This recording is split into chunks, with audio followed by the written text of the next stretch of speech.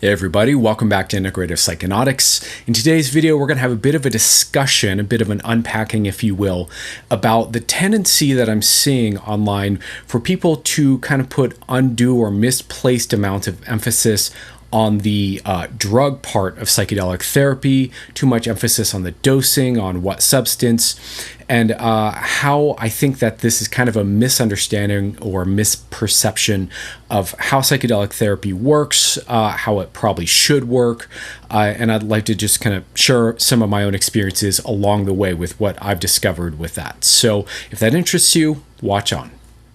Okay, so before we go ahead and get into the main content here, I like to give context up front to why I'm talking about this and some of my thoughts about the topic in general as kind of an umbrella impression before I start unpacking details. So one of the things about the way I've been doing my videos and structuring my videos is I obviously tend to kind of go long. I tend to ramble quite a bit and say the same thing over and over, partially because I'm not sure that just making a point once always really gets in to a person's attention, and so I like to be a little repetitive to try to really make and emphasize the point and make it very clear. But I realize that can also be annoying. Not everyone wants to watch a long video, and so I'm intending for this video to be shorter. At the same time, I want to structure it the way I structure a lot of my other videos, where I kind of make a bunch of points in kind of segments in the video so you can kind of go to different points. So what I'm saying here is I'm going to try to strike a balance between length and segmented videos and try to do shorter, punchier stuff, which may mean that I'm not substantiating all of my ideas as deeply here and unpacking them and, you know, getting all elaborate with it, but I'll try to hammer home the points here, but also give us a nice variety of talking points. So with that being said, let me just give a little quick context to why I'm talking about this, and we'll get into the points here. So I see a lot frequently online, especially on Reddit, which is where I tend to do a lot of my interacting with the psychedelic community. People, especially of a more scientific, trust the science, kind of rationalist, materialist kind of leaning and bent to their thinking or their worldview, that get really into referencing the studies and really get into this idea that really what psychedelic therapy is all about doing the drug. And it's all about what drug you're doing for what problem at what dosage. And it's very much this overemphasis on doing the drug. And you'll see a lot of these kinds of replies and advice where people are like, you know, someone will be like, you know, my experience wasn't that great, or I barely felt it, even though they took a solid dose of something, or, you know, it didn't quite get me where I wanted it to go. I felt like I was kind of stuck in between and a little anxious. And you'll see these people who, my impression is that a lot of these people are probably pretty new to psychedelics themselves, generally speaking, and underexperienced, who will say things like, you got to take more next time, take more, do more. You got to just use the drug to have the big breakthrough, this kind of advice. And there's a lot of reasons why that advice is dangerous and unsafe. That's being repetitive, dangerous and kind of unhealthy and unwise. So that's kind of what's spurring me to talk about this topic today. And so I wanted to just kind of name some of my points here and talk about why, from my point of view, often there is a bit of misplaced emphasis on the drug and on the dosage, and that's not really all of what psychedelic therapy is, or even really what psychedelic therapy is. It's not a therapy to take a drug. This is kind of a distortion of understanding that comes from our kind of medicalized psychiatric model, but I'm getting ahead of myself here. Anyways, let's talk about it. I'll kind of lay out some of my ideas here, and we'll riff on it a bit. So obviously, one of the things that kind of underpins this belief that it's all about the drug and it's all about the dose, and this overemphasis and or over-reliance on the drug, really is rooted in a lot of kind of cultural assumptions, cultural value systems, cultural perspectives that are kind of implicitly in our culture. right? And so I want to kind of name what those are. Before I do, I want to be clear, I'm not necessarily someone who's really big into kind of being deconstructionist about, social narratives and social ideas. I'm not one of these people who's like, trying to call out, the man with this whole litany of things and be like a kind of an armchair philosopher. But I do think that there are undercurrents of thinking that kind of inform certain worldviews that tend to kind of correlate strongly with this particular belief, right? So one example would be consumerism. We do grow up in a consumerist culture. That's just the reality of the situation. We are both, as life forms that need to consume things in order to survive, and then also as part of a materialistic culture that likes to monetize that drive and need for consumption. We are consumerist in our modern society. If you grew up in the West, if you grew up in, generally speaking, any of the kind of, British colony countries, or the rest of Europe, or you get my point. If you come from like a modern industrialized place that's heavily marketed and heavily consumerist in the way that its entertainment works, you've been inundated with consumerism as a default assumption of reality, probably in the background of your understanding of life since you were born, since you're an infant. Now, the way that this plays out a lot is that when it comes to drugs, we tend to assume that the way to shift our state is to consume something. Right. So we assume, and that starts as babies with, oh, you're crying, here's a bottle. Right. And then as kids, it's, oh, you're bored, you're unhappy, here's a toy. Right. Or here's an iPad to watch, or here, whatever. Right. And then you grow up more, and then it's like, oh, you're not feeling right about yourself. Your self-esteem's low. Go buy a car, go get go wear these clothes, dress in this, and it's consume to feel better, consume to feel better, consume to feel better. Right. And then often when we first start doing drugs or encountering drugs or something that alters our consciousness, often that's in our teenage, early 20 years. And then it's the same thing. It's like, oh, you don't feel good. Here's a pill to feel better. Let me prescribe. Oh, you're depressed, you're anxious. Here's pills, here's cannabis, et cetera, et cetera. And so we all kind of grow up with a set of assumptions that consuming more is how I change the way I feel. Consume food, consume pornography, consume online content, consume to feel different. So we have this very passive, consumptive relationship to state and state changes and how we want to feel. Another current here to really kind of name and be honest with, I'm already kind of rambling on here. Again, trying to keep this short. Another current in our culture, obviously connected with consumerism in huge ways, materialism, and the belief that all things, all the things that exist materially are the most valid and the most real. That things like ideas and emotions and intangible experiences aren't valid, aren't real. And so the way to solve problems is with materials, right? With material solutions, practical, physical things.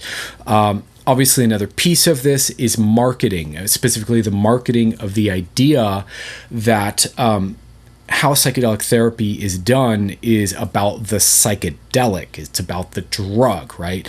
Implicit in that is a whole huge cultural narrative about the efficacy of psychiatry and the efficacy of psychotherapy, and why we have so many mentally ill people, and kind of a proliferation of this mental illness challenge that we're dealing with as a society, and how perhaps therapy and psychiatry has failed people in the past, shitty therapists and, overprescribing and all this stuff, right?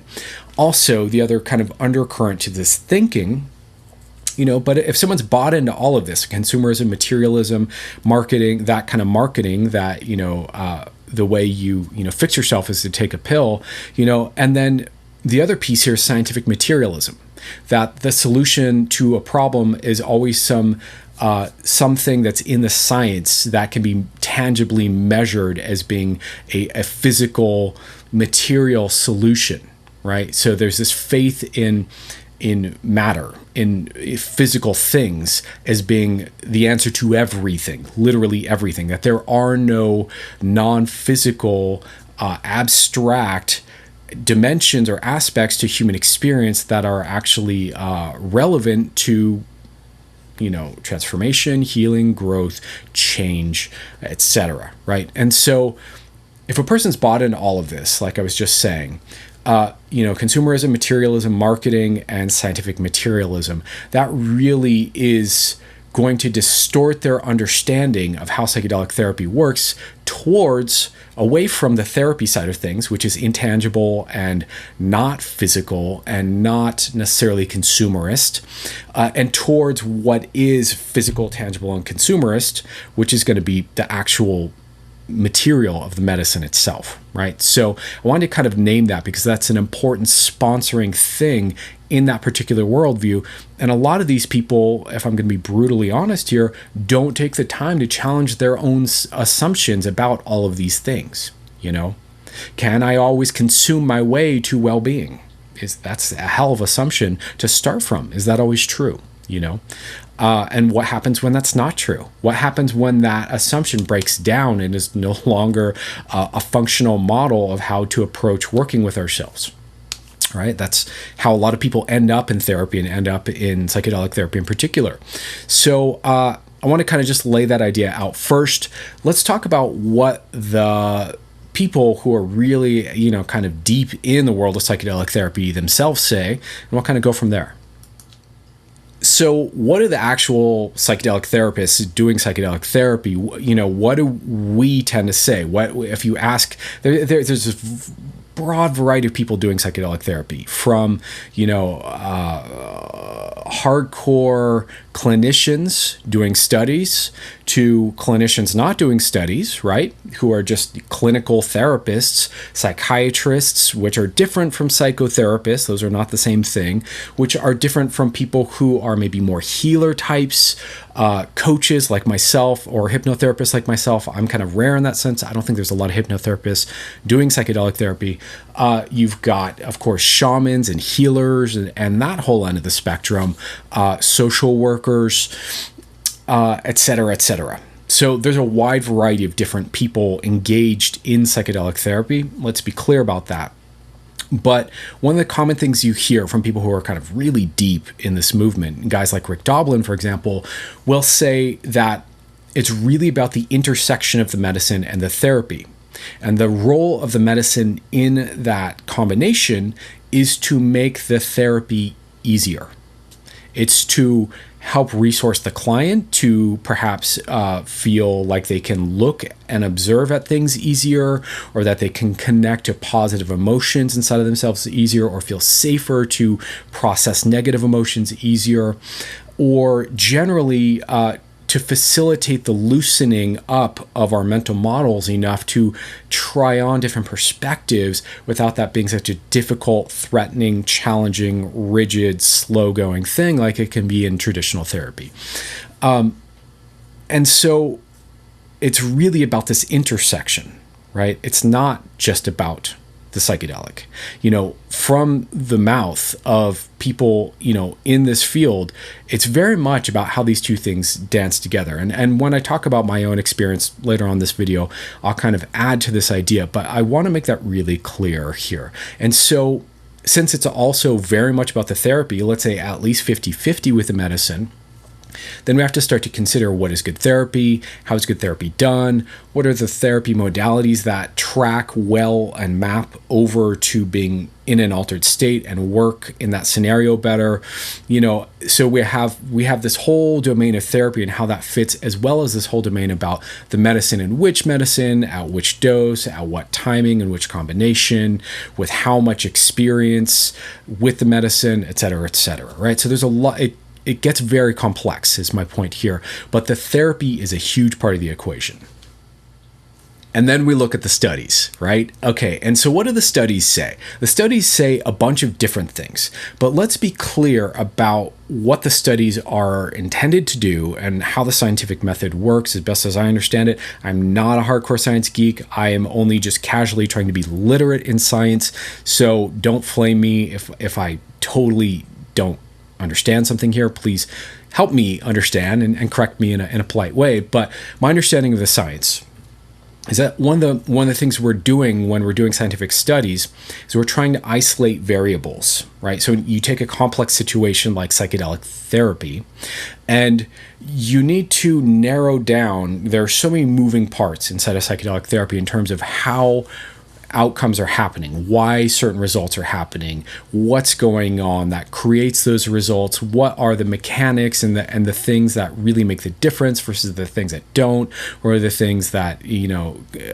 kind of tilt the situation in one direction or the other. So as a scientist, they have to isolate down to very particular variables and measure that.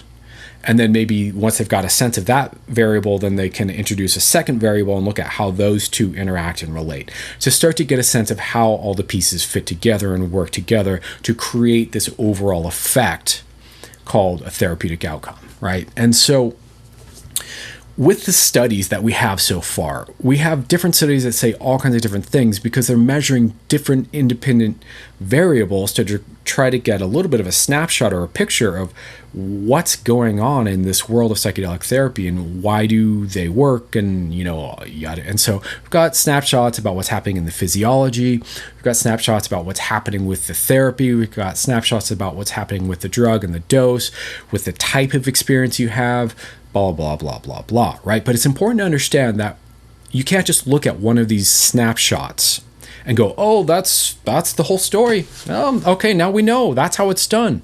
We're not there yet with the science. We don't have the big picture of how it's best done. We've got little snippets of information to draw from, right? And so what you see a lot with these people, you can tell I'm getting a little irritated here, what you see a lot with these people who tend to be overly materialistic and overemphasize the dose is they look at these studies where the larger the dose tends to scale with better outcomes, right?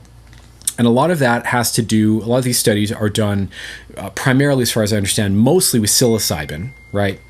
And a lot of them really are focused on dose of psilocybin experience, independently. So in these studies, these are the studies where you've got the eye shades and the playlist, and the therapist is not engaged at all, and they're letting the person just go through whatever experience they have. In other words, the therapist is being non-directive, which is a particular philosophy or school of thought in therapy, but it's not the only way to go. And the therapist is being non-directive, not involved. It's not about me shaping their experience. Part of that is because, again, they need to measure the impacts of the psilocybin. So they have to remove the therapy from the study in order for that to be quantifiable and not be incorrect data, right? And that's where you get the playlist, eye shades, 6 grams of mushrooms. I don't think that calculation was correct, but it was something like that people thought for a while. And then we get these results. And so it looks on paper like, oh, okay, it's about the dose, it's not about the therapist. You get the therapist out of the equation. It's about the dose, and then you go big and hard on the dose, and you have this big experience, and X% of people have a life-changing experience from that. In theory, sounds nice. There's a lot more to unpack about that. I could do a series of videos about unpacking that, but that's kind of what these people see, and then they go, look, that's how it is, right? What they're not really factoring in is that this is not supposed to be the whole picture. This is just to quantify psilocybin, right? And this is, these people are pre-selected with a certain kind of personality type and a certain history with psychedelics and a certain life situation that they're in, blah, blah, blah, blah, blah, blah, blah, right? And so it's important to really, account for all of that here, and not distort our understanding of the studies here, right? There are other studies. So that kind of a study really implies that it's all about the drug and the dose, and it's very mechanistic. It's very materialistic, right? But there are other studies out there. Some of these probably even overlap, where they're studying if the person had a mystical experience, that a spiritual, all one, visiting God, feeling connected to all of life experience, and how that tends to impact mental health outcomes. And you know, I'm sure you know, but in case you don't, that tends to dramatically increase positive, you know, therapeutic outcomes afterwards, where the person, their depression goes down, their anxiety goes down, they tend to feel great for at least 6 months afterwards, et cetera, right? So now we've got two very contrasting bits of information just with psilocybin, just with taking the therapist out of the equation, where one school of thought is it's about the dose, right? And another school of thought is it's about the experience, which is not necessarily correlated to dose, because you could give someone 6 grams of mushrooms and they could have a hellish experience from which they have a decrease in a sense of mental health afterwards, right? And so it's not as simple as being reductionistic and being like, oh, it's about the dose. I'm getting fired up again here, but you get my point. I'm going to move to the next section here because, again, I'm trying to keep this short, but hopefully that makes sense so far. Okay, so I'm going to talk about my own experience here. I'm guessing this part's going to go a little longer than the last few sections, but I'm going to, again, try to keep it a little tight and succinct here. So let me talk about my own experience with this, because I think I'm not that different from a lot of people out there, is why I want to offer this. So, okay, long story short, I've been using psychedelics recreationally since, you know, the early 90s, so 30 years now. I started taking them, you know, for fun, for personal exploration, and then over time that turned into mystical experiences being had. And those mystical experiences were fairly life-defining. And once I understood how to access the mystical experience state, that of course fed a curiosity into spirituality, which turned into spiritual practices and a whole, you know, blossoming of my spiritual life. And alongside with that, having mystical experiences frequently and regularly with psychedelics. I've used all kinds of different psychedelics. I've used them at varying doses, from really low, you know, not quite microdoses, even into microdoses now currently, to very high dose experiences. I've done them solo. I've done them therapeutically. I've done them recreationally. I've done them with friends and groups and a lot of different contexts, right? So I have a lot of different sample experiences with psychedelics. I also, you know, I've said in a bunch of other videos, I'm sure I'll say it a cajillion more times, I know a lot of people in the psychedelic community. You know, I was involved in California in the kind of new age, burner, raver, deadhead, all these different communities that overlap with psychedelic use. So I know a lot of other psychedelic therapists. I know a lot of kind of new age folks who use them, spiritual folks, not spiritual folks, partiers, the gamut, right? So I've had a quite a sample size of personal encounters and experiences with firsthand, and then also, you know, secondhand, seeing people using psychedelics a lot. I kind of intuitively, I didn't know I had trauma when I was younger, but I did. And I intuitively, you know, like a lot of people feel or sense when they take psychedelics, I felt like these profound spiritual experiences, mystical experiences I was having, and just the overall well-being I was accessing on psychedelics would eventually heal me, transform me, awaken me, enlighten me to a permanent, lasting state of healing and well-being. That lasted over and over and over persistently, and I was kind of what I call chasing the dragon of bliss, of enlightenment, of really what I would later describe now as being healed. And I was chasing the dragon with the feeling, and this is a known thing in the psychedelic community, that it's just kind of one trip away from unlocking the secret, you know, or the understanding that's going to heal me or transform me, right? Psychedelics do create this illusion in the mind that if I can, you know, just understand a little bit more, it's all going to click and I'm going to heal. So I did that for years and years and years. And so did a bunch of my friends who were right there on the path with me in very similar situations. And eventually, you know, I started to realize I was fairly dysfunctional as a human being because of my trauma in my default mode day-to-day life. I was very low functioning, right? And it was a source of shame and embarrassment and pain and fear and anxiety. How am I going to fix myself?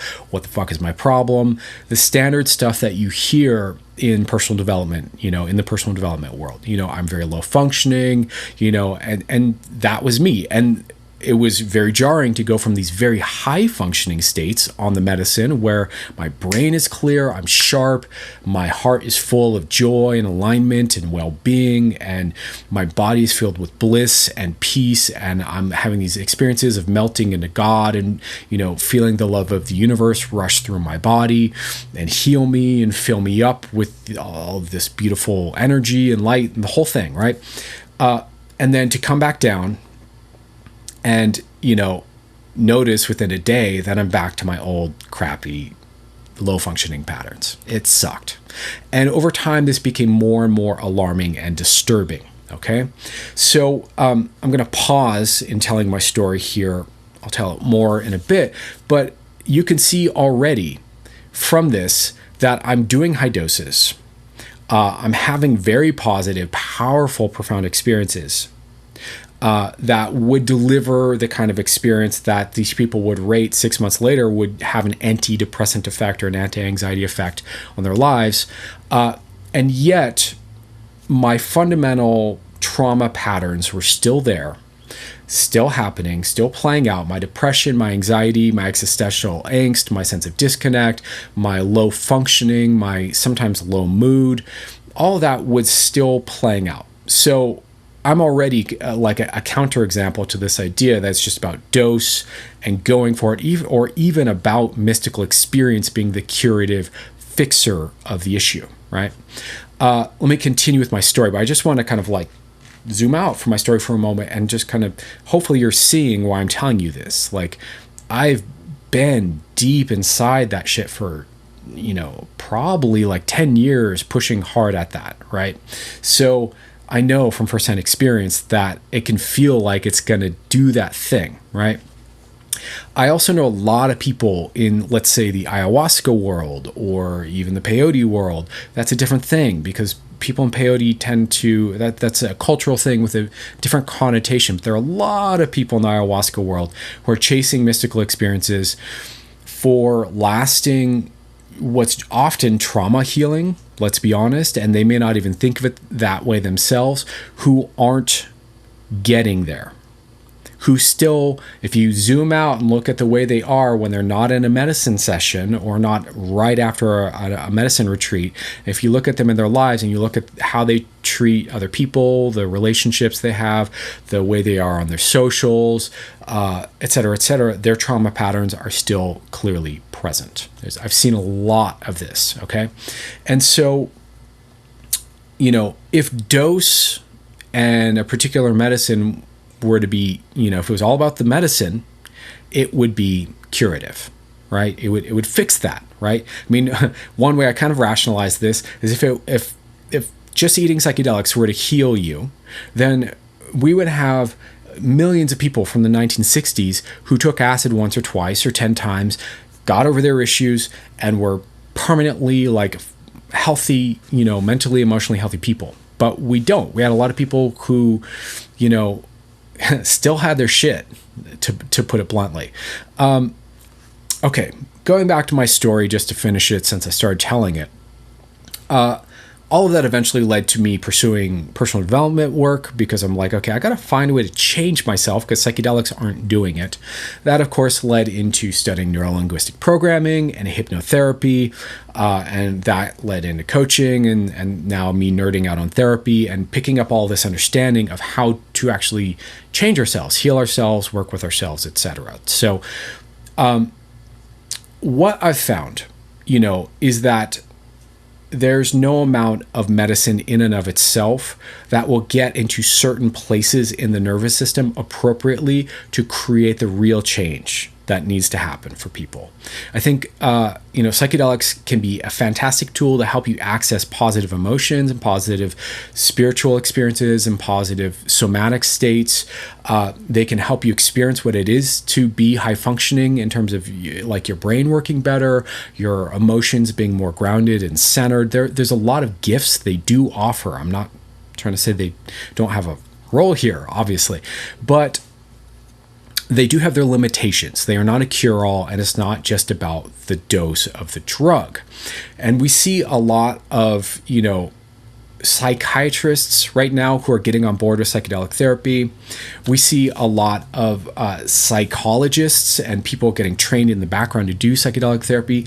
And a lot of these people are just looking at the studies and just barely learning how to work with psychedelics, and actually really lack real time and experience with the medicine to even have a clear understanding or perception of the limitations of the medicines, or what they actually can do and not do, and how much of it is about the dose and the medicine versus about the type of therapy being done. A lot of them also, if we're going to be brutally honest here, I've heard a lot of stories from people I know who are also in the psychedelic therapy world, who there are a lot of clinicians out there that are new and they're really in over their head with this, and they don't know really what, and a lot of them honestly aren't even that well trained in therapy. They don't even know, there's a lot of things they don't know about therapy, and all of that's happening in the background of the psychedelic therapy world and feeds into this, well,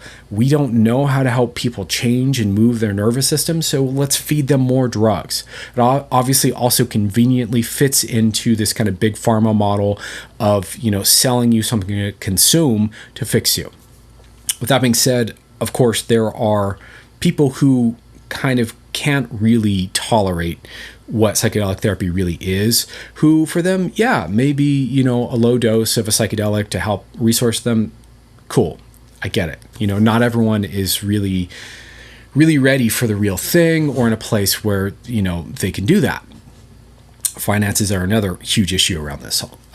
But I wanted to just kind of share all of this and say, from my point of view, it wasn't until I started learning therapeutic techniques and understanding how psychedelics and therapy intersect that I was able to start actually healing and getting connection to the things that I really wanted to transform and heal myself. That's when it really started to shift for me, and I started to feel like, oh, I'm really better. I'm really healed. I'm really balanced. I'm really sane. I'm really happier. I'm really whatever it might be, right? And so the therapy is a huge, huge part of the experience on the psychedelic. I really want to make that clear. It's not just, about having someone sit you while you, get really high on a drug. That's not necessarily going to fix you. Even if that person sitting you is a qualified therapist who's got, decades of clinical experience, it's not necessarily about a shaman or a guide, leading you through a thing. A lot of those people are undertrained in understanding, what actually heals and what actually transforms psychologically, emotionally, how therapy is actually done. And, there are a lot of people who are confused about this out there who think, oh, if I go to a sitter or I go to a shaman, that's the same thing as a psychedelic therapist. It's not. It's really not. And it really is about how these two things, there's like really the emergent third thing out of the intersection of the medicine and the therapy, that's very dynamic, that's very nuanced, that really is about a really skilled therapist knowing how to dance with another person's nervous system in a very constantly moving, shifting way. And when that all gets put together properly in the right way, the results are very healing and very transformative and very powerful.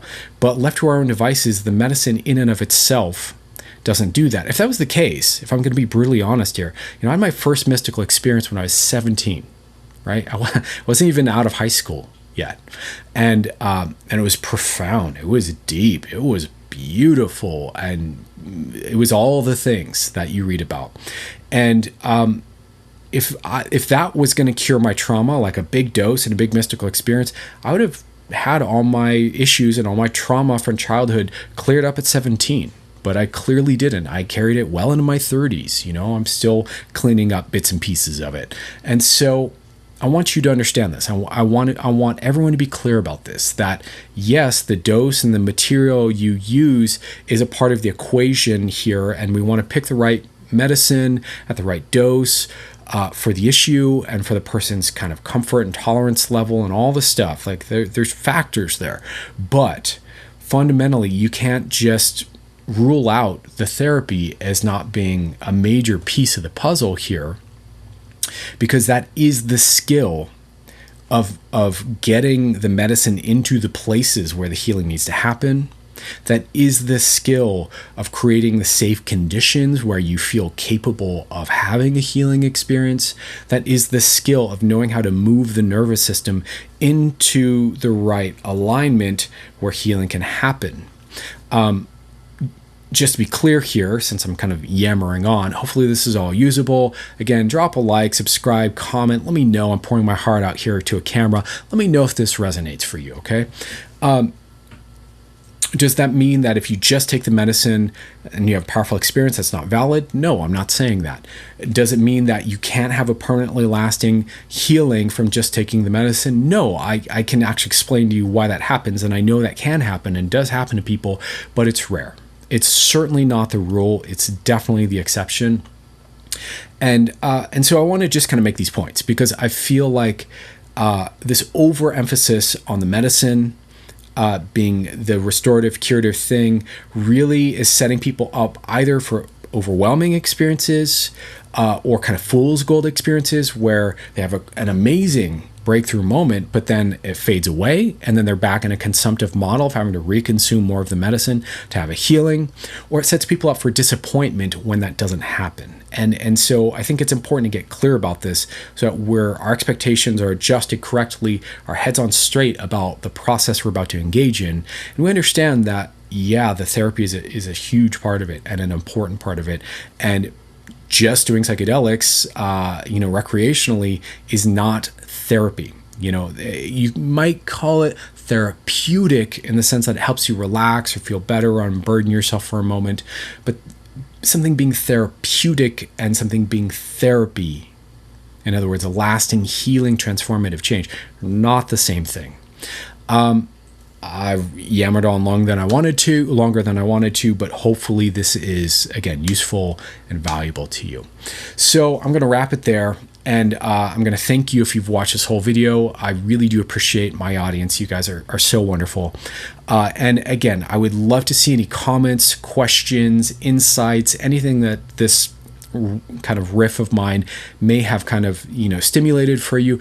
Leave it down below. I'd be interested. I value discourse and dialogue with you as an audience. And I will be making more content like this. As always, please do the like, subscribe, share, if you want more of this content, or if you feel like it's valuable to someone who might need to see it. And I guess that's all for now. Take care. I will talk to you guys soon. Much love to you. I hope you're doing well out there. And of course, as always, if you are considering maybe you want to work with someone on this kind of stuff, you need support, even if you just have questions, you're like, I'm trying to figure out this whole world and what's going to work for me, don't be shy. Shoot me an email. My email is down below. I'm happy to be a resource to people, even if we don't work together and I don't charge you. And I'm also happy to talk to people who may want to work with me too. So get in touch. I'm here. And enough said. Talk to you guys soon. Take care.